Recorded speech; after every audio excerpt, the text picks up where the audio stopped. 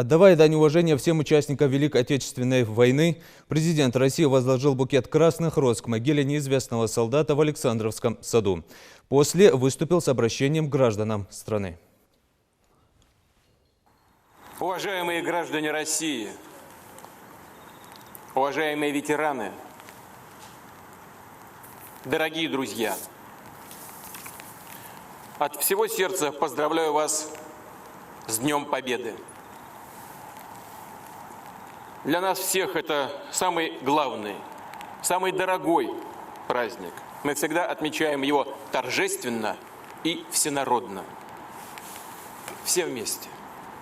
Духовное, нравственное значение Дня Победы остается неизменно великим, а наше отношение к нему священным. Это наша память и гордость, история нашей страны, история каждой семьи, часть нашей души, которую передали нам отцы и матери, наши бабушки и дедушки. Сегодня мы остро чувствуем все величие их судеб. Вспоминаем тех, кого уже нет с нами. С любовью вглядываемся в их лица на фотографиях разных лет. Желаем долгих лет жизни нашим ветеранам. Преклоняемся перед великим поколением победителей.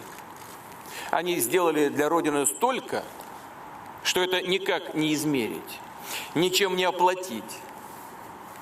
Они спасли Отечество, жизнь будущих поколений, освободили Европу, защитили мир, восстановили города и села, добились грандиозных свершений.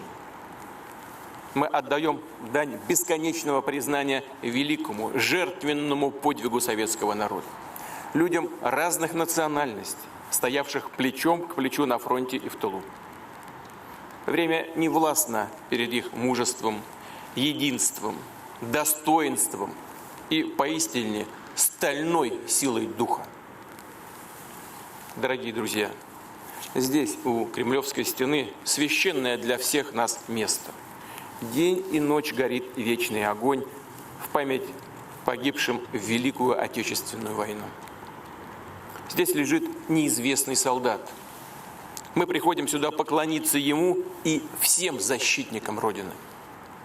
Героям, кто навеки остался в братских, безызвестных могилах под Москвой и Смоленском, Сталинградом и Курском, под Севастополем и Минском, Киевом и Ригой, под Берлином и Веной, на Пулковских высотах, на берегах Невы, Днепра, Дуная, Вислы и Одера. Миллионы павших не увидели, не дождались победы. Победы, о которой так мечтали, верили, что одолеют врага и вернутся в свой родной дом.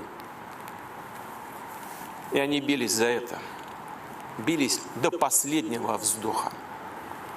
Отдали свои жизни, чтобы жили мы, наши дети и внуки, те, кто еще не родился, кому предстоит прийти в этот мир, который отстоял, сберег советский солдат. Мы склоняем головы перед светлой памятью всех, кто не вернулся с войны, перед памятью сыновей, дочерей, отцов, матерей, дедов, прадедов, мужей, жен, братьев, сестер, однополчан, родных, друзей. Владимир Путин почтил память героев Великой Отечественной войны, павших на полях сражений, минутой молчания. Дорогие друзья, 75 лет прошло, как закончилась Великая Отечественная война. Мы обязательно, как обычно, широко и торжественно отметим юбилейную дату. Сделаем это достойно, как велит наш долг перед теми, кто выстрадал, добился и совершил победу. Будет наш главный парад на Красной площади и народный марш бессмертного полка. Марш нашей благодарной памяти и неразрывной кровной, живой связи между поколениями. Наши ветераны сражались за жизнь против смерти. И мы всегда будем равняться на их сплоченность и стойкость. Нас объединяют общая память и общие надежды, наши общие устремления, наша ответственность за настоящее и будущее. Мы знаем и твердо верим, что мы непобедимы, когда мы вместе. С праздником вас! С Днем Победы! Ура!